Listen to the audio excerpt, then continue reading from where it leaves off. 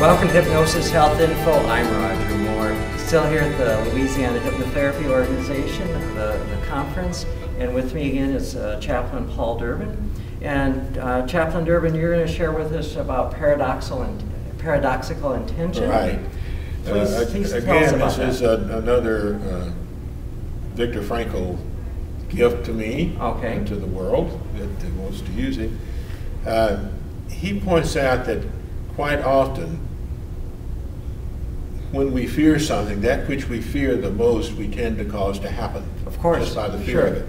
So that if a person is having insomnia and he's worried about going to sleep tonight, he's going to reduce the possibility. It's called anticipatory anxiety. Sure. A person has a sexual problem that was just a fluke. He was really tired or something of that nature, or she was really tired and she didn't say, I've got a headache, but she, but it was not fun for her. Right. And so you get to worried about what's going to be the next time. And the gentleman thinks about it, and he can't have an erection or whatever. The woman thinks about it, she's tense and can't enjoy the relationship. Sure. So it becomes a pattern. Yeah. And that's called anticipatory anxiety. Frankl had what he called paradoxical intention. Now, I don't do this with a person in hypnosis. Okay. But I do it in the counseling before. The pre-talk, the pre-session. Yeah, or after the hypnosis session, so whichever works.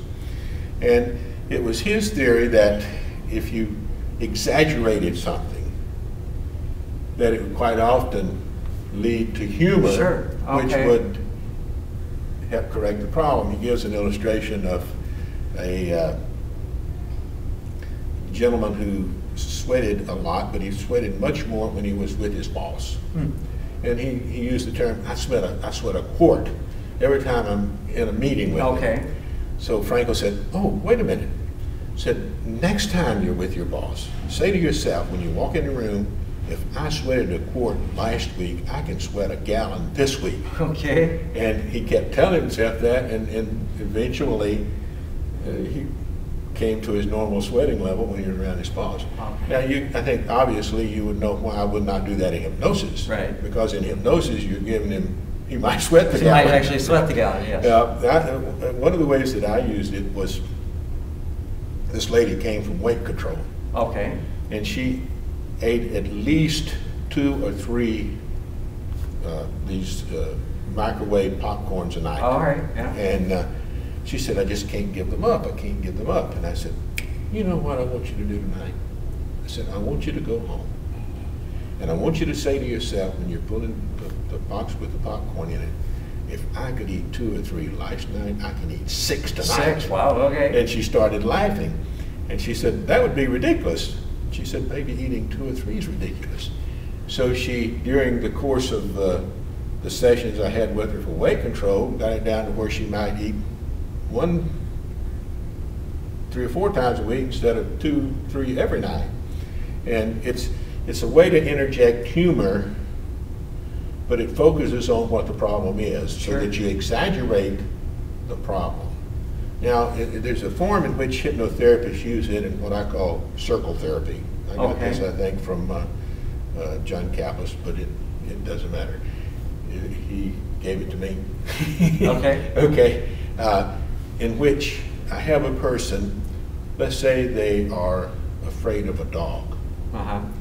And I'll say, I want you to see that dog out in a picture. Okay. And do you have any anxiety about that? They may or they may not. But you see the dog in the yard next to yours, and said, I want you to look at that, and I want you to feel it as intensely as you can. All right. And when you felt it as intensely as you can, I want you to raise the first finger of your right hand. And when they do that, I say, now blow it out. Excuse me, blow it out, blow it out. And I would do that, desensitization, he's familiar with, till it, finally he could do that, did that with like airplanes.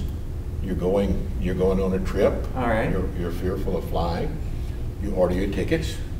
If you feel any anxiety, now just feel it, feel it, feel it, feel it. Blow it out, let it go. You pick up your tickets, you go to the concourse, and each step of the way, and you blow it out. It's a great technique. And that way you desensitize yourself to the problem. Okay. And I found that very effective. Now, I'm curious with the paradoxical intention. One of the things that I often tell clients who physically can't relax their body, they get in bed and they're just tight and tense, or they sit down to listen to a hypnosis CD and they have so much tension in their body, I have them exaggerate the tension in their body, tighten every muscle of their body and hold it and then release, and I have them do that 3 times, and on the 3rd release, it's like they just melt. Right. It's the same thing. Okay. So you've been doing, didn't know it. I didn't know it. All right. Okay, good. And what I love about it is it's something that people at home can do on their own. Exactly. With whatever the challenge is in life. It's drinking too much coffee or too much Coke or Diet Coke or whatever it might be, to set out that intention of, well, if I can drink a 6-pack of Diet Coke a day, I could drink 12. You make it exaggerate, you make it outrageous. A person, actually I started to say a person doesn't drink 12 Cokes, but I had a lady at the hospital that she didn't eat anything, she drank 2 6-packs of Pepsi every day. But normally a person, might drink 3, but if you exaggerate it and say, well, if I drank 3, I can drink 15. Okay. Yeah. Which, would make you be going to the bathroom an awful lot. Yeah. But I wouldn't do that in hypnosis. Sure. Except in the way of which I explained it, where you blow it out, you get rid of it so that you exhaust the fear that you have because of it. Sure.